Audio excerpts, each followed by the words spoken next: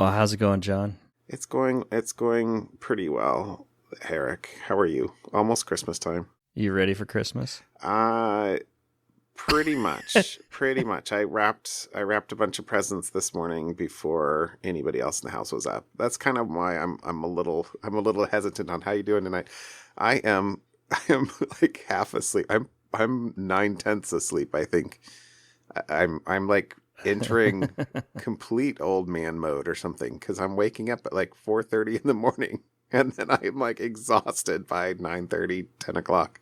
Mm. I don't know. But the weather was lovely today. We had actual moments of sunshine, which was cool. Yeah, what did we do today? What did we do this weekend? So I did not go see Star Wars. You haven't seen it I'm yet? very disappointed. No, I was unable to get any of my family to go, and I didn't go by myself. Okay, well, I will bite my tongue. No comments. I'm like trying to avoid spoilers. Yes. Well, you saw, I don't know if you saw, I actually tweeted a message because I was in Costco on Friday. Yeah, I saw that. That was something like that. And I'm hearing like a Star Wars conversation in like the aisle as I'm in the meat department. And I'm like, okay, I need to get out of here. The only time John's ever said that. And so yeah, I hurriedly skated by before I heard anything that would have been incriminating. So I managed to avoid spoilers until actually seeing it, which was good because Shirley did not avoid spoilers. She happened to have had a Facebook post come up. And so, she said that like the moment that she read it, she was like, crap, you can't unsee, right? You can't unsee something. And so, yeah, it takes work. So I'm sorry. I won't spoil anything for you, but maybe no spoilers. Maybe we can talk about it next week. The plan is so for Christmas we're going on vacation rather than buying lots of gifts. We're taking the family on vacation, and the plan is now to see it while on vacation. Very well. It's what everybody agreed. So, but we don't leave for vacation until Christmas Day, and we're recording on a Monday again to avoid the holidays. So. Right. So you still have at least 2 more days to wait, probably 3. Yes. It's probably going to be Good 4 or 5. Good luck with that. I know. I would just say, anyways, there's nothing that says that you can't still go tomorrow. That's what I know. Say. I would go by myself. Yeah. I was very tempted to go by myself today, but I need to at least drag one of the kids along or one other family member along so that on vacation, maybe we could go see something else because not everybody's going to go. Hey, Eric. Yeah. You could see it twice. I could.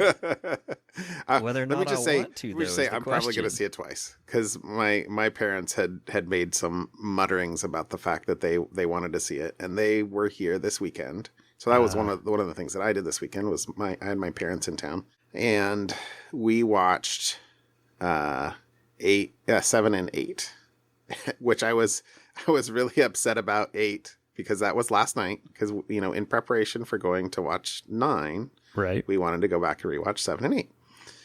So we watched 7 on Disney Plus, and I'm pretty sure that I bought it, but whatever. We had Disney Plus, so we watched 7, and then last night we sat down to watch 8, and I was like, Disney Plus, here we go, come to my rescue, because I did not remember buying 8 before, and Disney Plus happily comes up and says, due to pre-existing arrangements, this movie will be available on Disney Plus on December 26th.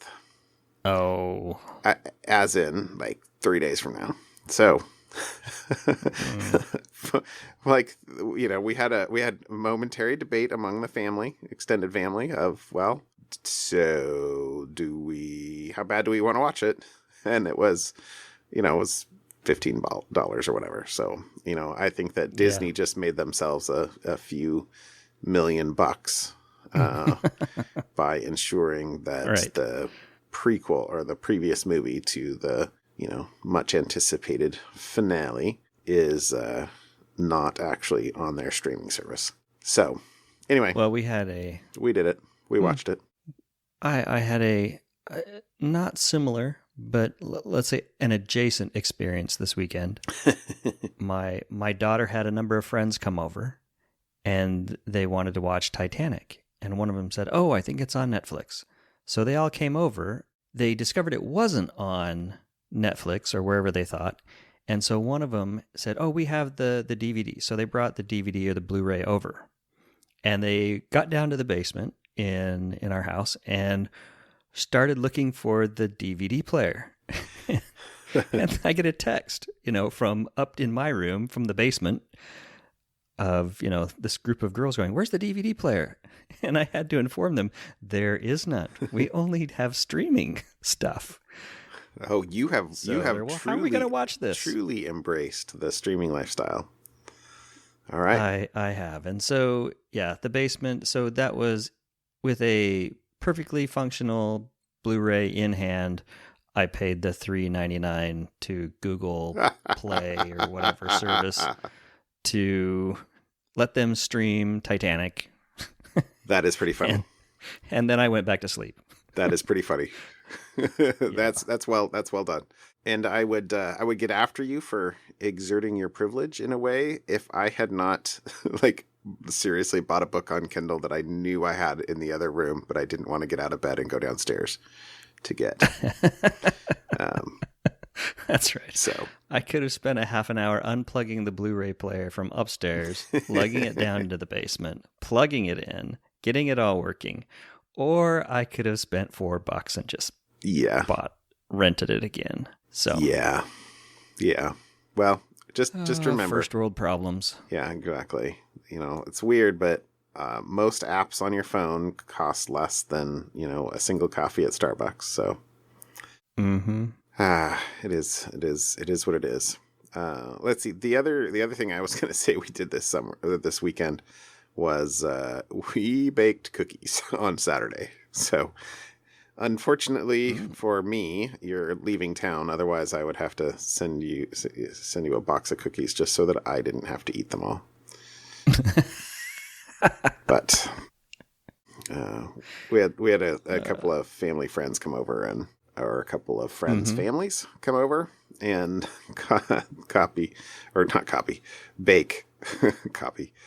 bake a whole bunch of cookies. And in the spirit of follow-up, I guess, with the mead, I pulled the mead up. Actually, one of the guys that came over was the guy who bought me the mead making book last Christmas.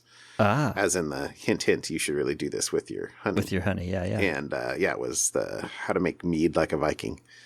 I love that title. And so we pulled it up out of the basement and took a look, but it's still fermenting. Like the bubbles were every, I'd say 3 to 5 seconds. And the website said, wait until they're a bubble every 30 seconds. So the bubble, obviously from the carbon dioxide that the yeast is creating. And so clearly they're not done their duty yet. So those just went back down into the basement to wait another couple weeks and see how it goes. So because you definitely don't want to rack them into bottles while they're still undergoing fermentation, or they will explode on you, which I don't know if you know that, but explosions are bad. I can see why that might be a problem. Yeah. Or something to avoid. Yeah. So anyway, the experiment continues. I was really hoping to try some of it out at Christmas, but I'm thinking probably not. Not looking good. Yeah, but it's okay. It's a long game, not a short one. So, all right. Anyway, shall we get into topics? I say you want to segue into follow-up? Oh, you did put in a piece of follow-up. Yep, follow up. What you got for me? So I do have the Ring cameras. And Ring has been in the news quite a bit lately for data leaks and poor security. Yeah. Security issues. Things that you would expect maybe a company that is all about your security of your physical home. Maybe they wouldn't have software security failures, but they continue apparently. And now this time, there was discovered online somewhere, and it doesn't actually specify exactly where they found them, but credentials, full login credentials for 3,600 Ring camera owners, which expose their emails, passwords, time zone, the name of the camera that people assign to them, like basement, kitchen, etc. And Ring, of course, said, hey, this was somebody else. It wasn't us. We didn't have a compromise anywhere. But Ring also has a number of other issues, is they don't actually alert users if someone's trying to log in from an unknown IP address, or how many other users are logged into their account. And vulnerable to credential stuffing.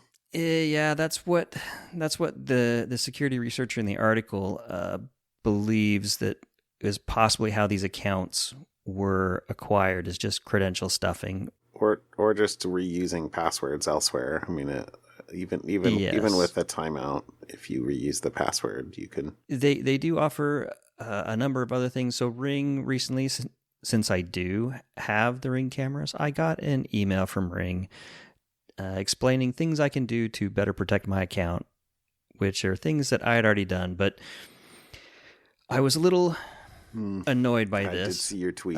Because you saw my tweet. I did. Was, as I've ranted before about passwords, right? So Ring says, hey, you should enable two-factor. Okay, I did. That's good advice. And maybe make sure you're using different passwords for different accounts. That's great advice. Good. Don't reuse the same password across all your accounts. Very good. Create strong passwords. I don't remember exactly what Ring had said, but it was along the lines of, don't make your password 123 or, anything like that. So, make strong, good passwords. And then they finished up. I was like happy. And then they finished up with, it's good practice to update your passwords every 3 to 6 months. No, no, it is not. Unless, of course, your password, you have some kind of indication that your password has been compromised, which maybe in Ring's case, yeah, every 3 to 6 months, you can just assume your password has been compromised. So maybe it actually is good advice. I don't know. Oh, that's funny. Anyways, yeah, I did see that. It's like anything, I suppose. Just take care. If you have Ring cameras, I have a bunch. I don't have any. It's not totally true.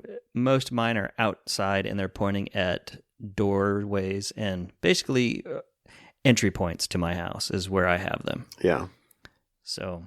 Yeah, I actually do have a Ring doorbell, and actually that I should add that to my list of things to fix for this during this break, because I've got 2 weeks off, and I'm just staying around the house, and I'm trying to get stuff like just closed projects that I've got half done around here. And one of the projects I have half done is I have a Ring doorbell on the front door that rings my camera or my cell phone, but does not ring an actual doorbell in the house. Because the whole reason I bought a new doorbell in the first place was our doorbell stopped working. And so I bought a new I was like, oh, well, I'll get a Ring. So I plug it in, and then it turns out the transformer that goes from, the high voltage to low voltage for the right.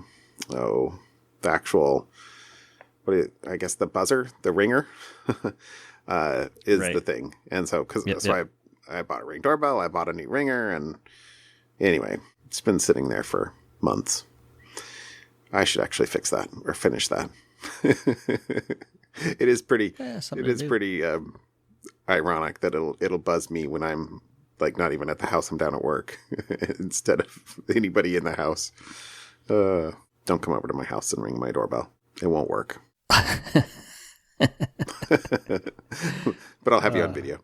Anyway, You want to throw out your topic this week, John? I can do that. Ooh. I can. It's a long one. So Sorry, I'm scrolling through your notes. it's almost Christmas, so it's time for me to be a good boy, and I will have one topic and one something fun. But yeah, my topic's a long one. Well, kind of. Oh, I'm sorry. So let's see. So this is a post that I initially clicked on because I thought it was about TikTok, but it's not. It's about an app called ToTok, and this is an article that I think was not. I think. I mean, he said at the top, the quote, "I was approached by the New York Times to assist with the investigation into a massively popular iOS application, ToTok." And then in the app, or in the article, which I got to say, I didn't actually even read the New York Times article. But I'm going to assume that they said like one quote about like the actual work. But then this article is describing how he did the investigation, and I thought it was cool. I thought it was cool because it shows a number of interesting things about deconstructing an iOS app and looking at what it was doing. But the motivation behind this was that quote American officials familiar with a classified intelligence, which that seems interesting because that's not like good English grammar, had determined ToTok was actually a spying tool. And then here's the quote from New York Times that says, "It is used by the government of the United Arab Emirates to try to track every conversation, movement, relationship, appointment, sound, and image of those who install it on their phones." So that was the New York Times quote. So interesting, because a lot of popular messaging and video sharing apps are banned in UAE, but this one is not. And I will say that just in preface, this article doesn't make a judgment call as to whether it is actually used for spying or not, because this is a technical deconstruction of the app. Other sources would be needed to determine sort of motivations and what happens on the server side, because this is tearing apart the client, the actual app that goes on your iPhone. Mm-hmm. So starts with just a little bit about the app itself, in terms of what is it supposed to do, the looking at it on the App Store. If you read a bunch of the promotions, the reviews of the app, there's a whole bunch of people that says, "Finally a VoIP application which works in UAE. Thank you for this app. I can finally make a call/video call easily with my family since other apps are banned. I never posted any positive comments or feedback, but ToTok forced me to appreciate your efforts and give love to an unbeatable application, blah, blah, blah." It's almost as if ToTok is too good to be true. Yes. Hey. And sometimes if something is too good to be true, maybe you should look the gift horse in the mouth. So... yeah, and including pointers on, like, there's a picture of a answer to Quora question that was, what's the video calling app that works in the UAE? It's ToTok. So, just also FYI, it seems like it's been pulled, probably due to the article. But I don't actually know the reasons for that. So, getting into the actual meat of the sort of teardown itself, one of the problems is it's hard to analyze an iOS device. Yeah. Even for a dev, they make it easy to load apps that you are writing onto your test device, but it's not like you can go on and get root on the device and go in and look at other app bundles, right? Yep. In order to do that, you need to either jailbreak it or use some form of virtualization. And the reference in here is to Corellium, which is another company, which is... Did they on Apple's naughty list settle? I don't remember if the lawsuit's still open or if they settled, but yeah, Apple takes a pretty dim view of anyone that helps break their iOS security, as they say, as they perceive it. So but the problem is that really does leave legitimate security researchers in a bind, because it makes it really difficult. But jailbreaking it is at the moment. And you'll remember, I didn't go back and look it up, but I think one of my articles, or might have been one of your articles, a number of weeks back, were another tranche of iOS defects, including a jailbreak that worked on everything up to an iPhone 10, I think. Let's see, what was the thing? Checkmate, I think, is the name of the vulnerability. Rain was the person that did it, I think. I might have that a little bit wrong, but I think it's Checkmate with a number 8, as in CHECKM, number 8. So you can, in order to really do this, if you have a device that you jailbreak, then you can actually get in and get a shell on the device and actually look inside an application bundle. So you jailbreak your device, you install this person jailbroke the device, installed the application, and then you can actually go on, get a shell on the device and go and look inside the app bundle and see what's inside it. Inside, there are, even inside the app, it's still encrypted. The application code will still be encrypted with fair play. There's another thing that he does later to get around that, but the first part of this is about going in and just looking inside some of the the plist files to see what they can see. So, for example, in the plist file, it's basically just a XML file that has information about the app, but it includes things like what permissions it needs. So, for example, it wants to access the microphone. It wants to access the calendar. It wants to access your location. It wants to access your pictures to be able to send saved pictures. It wants to add your contacts. It basically wants everything. Yeah, it wants everything. Access to the camera. And one of the other tricky little bits in here is it also has reference to the Facebook app ID that they are presumably sending some analytics to. So there's a URL in one of the HTML, looks like an HTML file. It's a href that has facebook.com/game/?FBS equals -1 and app ID equals blah, blah, blah, blah, blah, the big app ID. Mm-hmm. And that app ID is actually tied to a company called YeCall, which is a little weird because there's nothing on ToTok itself that says anything about YeCall, but they have more about that later on. So anyway, the next thing that he did, though, was to actually set up a proxy so he could see the network traffic and see what it was doing.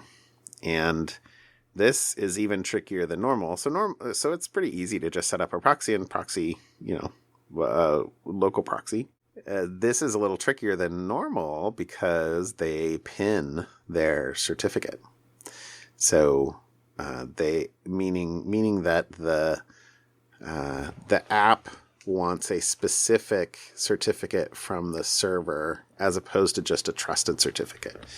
And that is normally done to prevent people from doing a man in the middle with, for example, an enterprise proxy. An enterprise proxy uses a trusted certificate from the enterprise so that the clients will trust the enterprise certificate, and then it in turn sets up a TLS connection upstream to whatever the device is. But if the client uses cert pinning, the client will try to verify that the cert is the quote unquote pinned cert, and the proxy won't be able to provide that pinned cert. So the client is supposed to fail the connection and not work. But there was an interesting little side effect here. I went and looked at. They call it. Let's see. It says they got around this by using a tool called SSL Kill Switch 2, and there was a link to the GitHub repo on this article. And from the GitHub repo, it says, and I'm quoting here, once loaded into an iOS or OS X app, SSL Kill Switch 2 patches specific low-level SSL functions within the Secure Transport API in order to override and disable the system's default certificate validation, as well as any kind of custom certificate validation, such as certificate pinning. So that is interesting. So if you're using the OS-provided transport APIs, which most people are, then which this clearly was, because he was able to turn it off by using this SSL kill switch, that will turn off the certificate pinning. And so then he was able to actually see not just the network traffic, but then the decrypted SSL traffic. Mm-hmm. Mm-hmm. Fun, huh? This is a good article. Good stuff. Isn't this a good article? Good times. At the end of the day, he could see it, when you're doing chatting, obviously you're seeing the chat messages go, uploading images, uploading your entire contacts, database. But, okay. I mean, there's a bunch of apps that do that. For the weather, which was one of the other things it asked for, was your local location. And, you can actually see in the URLs for the weather, and this was to Meiduoyun, meiduoyun.ws.amberweather.com. It's sending up the exact latitude and longitude of wherever you are. So very high resolution locations.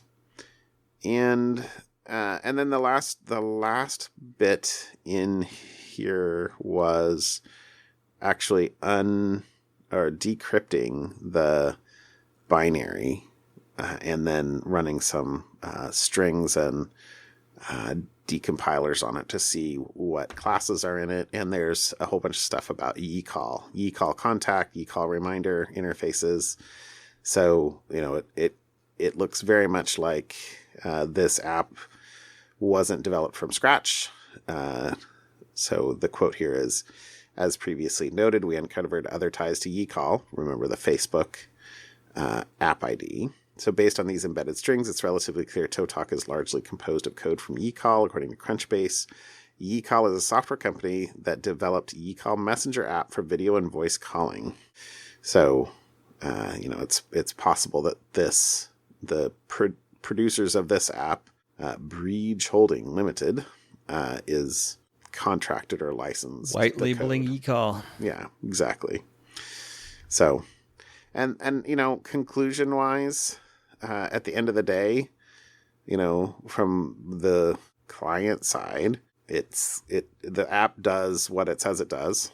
It chats, it sends video, it uploads all your contacts, it tracks your location, it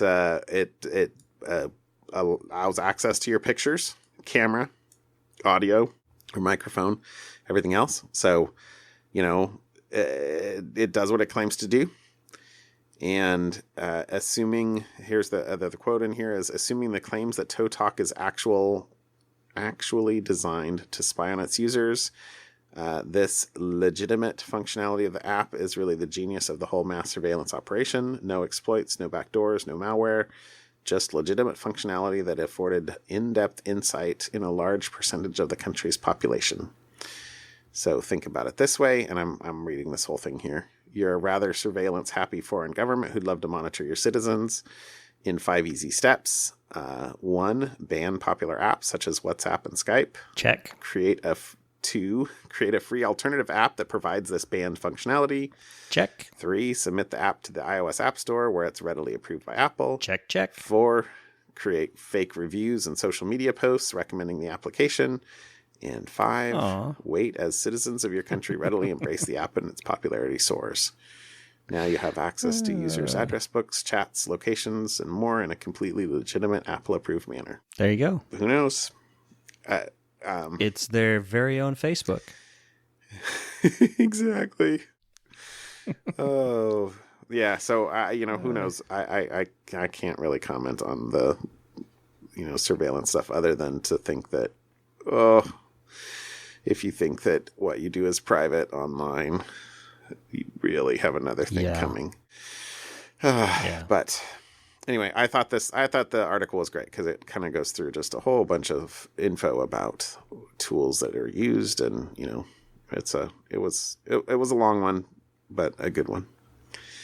And that's probably enough about that. I don't know how long that just took me to go through. Well, it dovetails. But does it dovetail? The thing that caught my eye this week. Okay. Yes, because mine is a Facebook article. We haven't been annoyed with Facebook enough lately. And there we go. My article I saw this week was the headline is Facebook fails to convince lawmaker it needs to track your location at all times. Oh my gosh. Now, this one, although this one actually kind of caught me slightly being on Facebook side here. So anyways, the gist of this is Facebook, if you go in and turn your location services off, then you as a user assume, I must not be being tracked anymore. For example, if I go into Facebook, there's a setting I can turn tracking off and Facebook won't, or location services off, and Facebook won't track me. However, Facebook said that, even when you turn your location tracking off, it can still deduce the user's general location from all the data they're still receiving, like tags and photos, the IP addresses of the devices, the websites they're hitting, etc. Mm-hmm. And while that data is not, precise like GPS location, like if you had your actual location tracking turned on, they can still use it. For various things. Yeah. Like telling the users, hey... You can still tell the city and maybe even the block that you're on. But they use that location to do some alerting of, hey, we think your account has been accessed in an unusual place. Mm-hmm. And clamping down on the spread of false information, etc. And so I guess while I was reading this, what I was thinking of, because this was Congress. They went to Congress and were testifying and saying why they had to use location services, even if a user had turned off location services. I guess in my head, and maybe you'll be able to enlighten me, but I don't really see what this is different than what Google and Amazon and everybody else on the web is already doing. If you're browsing a website, you get ads based on your general location, if not your precise location. Pretty much every IP address in the world has been mapped to a general location. So if you're online anywhere, your location is already known, even if you're not using a cell phone with location services. In general, not necessarily... your ISP probably knows down to your address. And whether they share that, who knows? So... I don't know. This one was kind of a, it's Facebook is an easy target, and there's a number of people chatting through this one about, hey, you can turn your location service up, but they'll still send you ads based on your general location. You can't opt out. This is why Congress needs to take action. Well, I agree. Congress probably needs to take some kind of action. But this isn't just a Facebook problem. Yeah, not at all. I guess. Ugh. You want me to defend Facebook? I don't know. Merry Christmas. Yeah. At the end of the day, I I think there's a difference between, turning off location services on your device, sure, and doing a broader opt-out of, personal information that is being collected from so many different places. I actually thought the article you were going to be talking about was the one from the New York Times about the tracking this week, which was really, really bad. I don't know if you saw that too. I missed that one somehow. But yeah, that was, maybe we can throw one in here at the very end, but they tracked something like 12, sorry, I'm trying to remember the article from my head, but they tracked 50 billion location pings from the phones of more than 12 million people. So, including the reason why I saw this week, the related one this week, was they had pictures of the Pentagon and the White House covered in location pings. Oh, probably not places you want location pings to be showing up. Yeah. Yeah. So, yeah, I mean, because you are being tracked. Yeah. So go to that link and just look at the image of the Pentagon. Nice. And if you actually play the video, the first image that is showing just on the outside of it was just the most bare image of dots. It really fills in over time.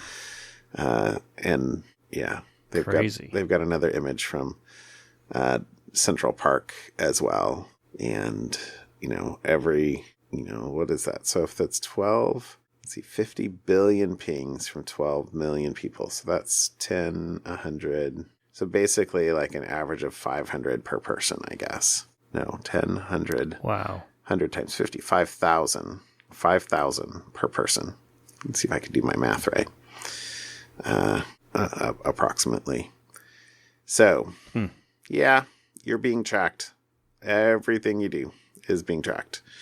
And even if you turn location services off, there's a zillion other things. And I would not, unfortunately, single out Facebook as like the only person or the only thing. And I'm also really aware of the things we've talked about before, like with the aggregators that are, just gathering all the data together and then being able to sell it in, one big block. I forget. There was we've bought a bunch of stuff in the last couple of weeks, so I don't remember, and I don't remember what it was. But it was there was a moment sometime in the last couple of weeks where I'd been talking with my wife about something, and we were going to get, and so I went and bought it, and literally within 12 hours, she was like, "Hey, did you ever buy whatever this was that I bought?" And I'm like, "Oh yeah, I did it earlier." She's like, "I'm getting ads for it on my phone." And I'm like, "Yeah, welcome to the 20th century or 21st century." Ugh. All right. Well, that's a depressing note right in front of Christmas. Yeah, we should do something fun. Okay. And then I was reading the notes of your something fun. It doesn't look fun. I'm sorry. Is it not fun enough? Do I need to read further? Do I need to read further? Well, I don't know. It starts out chemo, radiotherapy, tumors. Now, turn that into something fun for me. Okay. So my something fun is it's not okay. So you're right. It's not fun for the people that have the tumors, and it's not fun for the zebrafish that are getting injected with the tumors. I'm sorry. Okay, but so here's the deal. So the deal is, how do you determine what tumors will respond well to radiation and chemotherapy and what won't? And because the treatment has nasty side effects, and some tumors respond well to radiation, some don't. And in this particular case, and I think this was colon cancer. Sorry, I don't actually have the article up in front of me. I just have my notes. In either case, whether it responds well or not, the eventual end is basically surgery or excision. So you cut out the tumor for the treatment. But if it responds well to radiation, you can make much less cuts, or a less deep cut. But if it does not respond well, if you've taken the time, possibly weeks, to go through the whole treatment, not only will you have significantly weakened yourself and your body from the treatment itself to little effect if it's one of the ones that doesn't respond, you'll have given the tumor time to grow, and then the eventual surgery is even worse than it would have been at the beginning. Mm-hmm. So if there's a way that we could tell whether a tumor was going to respond well or not, then we could basically, bifurcate the people at the beginning of the diagnosis and say, oh, okay, you have good expectations of treatment, so it will be worth it to do that, radiation and chemotherapy. Or, your tumor's radiation resistant, we should just proceed to surgery immediately. And this article is about a company or a diagnostic test that takes samples of cells from the tumor, injects them into zebrafish, and then they call them avatars. So you by doing this, you have a zebrafish avatar. And then they test the radiotherapy on the tumor cells in the fish, and they have an 85% success rate for predicting how the tumors will respond to drugs. So basically I think it said it was like 4 days. So within like 4 days, they could tell whether or not you were a candidate for treatment or surgery. And so you're right. It's not quote unquote fun, but it's scientific progress, and I find those sorts of things scientific fun, scientifically fun. So that was my something fun for this week, because I thought that was a cool article. All right, well, I have two something funs, but one of them I have not posted yet because I didn't want you to read it ahead of time. Oh, good for you. Okay. So okay, okay, tricking me. So. One of them, I think a while back we had talked about the new Playdate handheld gaming console thing. We did. Well, I think we did. Anyways, they had an update on their website. I read it. And they're in the middle of building their developer versions. And way back when, like I said, I'm pretty sure we talked about it because way back when I signed up for a developer account, or their developer system, however that works, because I had thought, a crank would be a pretty cool interface for the game that I had published on the App Store. What was this, 2008 now? 2009? It was a long time ago. It was right after the App Store was available. Yeah. Basically. And so the last update, I stopped updating it with iOS 5. That should tell you how long ago it was. But anyways, I thought, hey, there's this console, this little handheld device with a crank as one of the input mechanisms might be cool with the Squares game that I created. So anyways, that was just kind of the first one was, hey, maybe go check out the Playdate if you like handheld gaming devices. That it looks like this is going to be more for the casual gamer, which I think I probably fit in that category. So go read the update for Playdate for sure, because that was a cool update. Playdate, that's a cool one. All right, so now let me go post the one I didn't want you to. All right. There's a movie called Cats. Oh, which I think is from the play. Okay, the musical. Yeah. The musical. And there is an article in BuzzFeed that basically just has a bunch of people tweeting after having seen Cats. And it was apparently a catastrophe. Oh, really? And so I really can't. A lot of these the tweets you can't say in, a PG podcast here. My so clear. Twitter did not like Cats the movie. Okay. Twitter was not a fan. So just scroll through and read some of these. My favorite one, and probably one of the few that I can actually read on the podcast and keep it a clean podcast, was I just saw Cats and congratulations to dogs. Oh my gosh. Really? So okay. These are hilarious. Okay, I'm reading. Go read the link. I'm sorry for anyone who actually likes Cats or liked the movie. Apparently, you are a very unique individual. So, anyways, the internet can be funny sometimes. Sorry, I'm reading these tweets. Okay, I'll go through the rest of them and maybe share it with my wife. She might enjoy these. Yeah. There were only 4 other people in the cat screening last night, and they dressed up. I'm sorry. Oh my gosh. Oh my gosh. Okay. Yeah.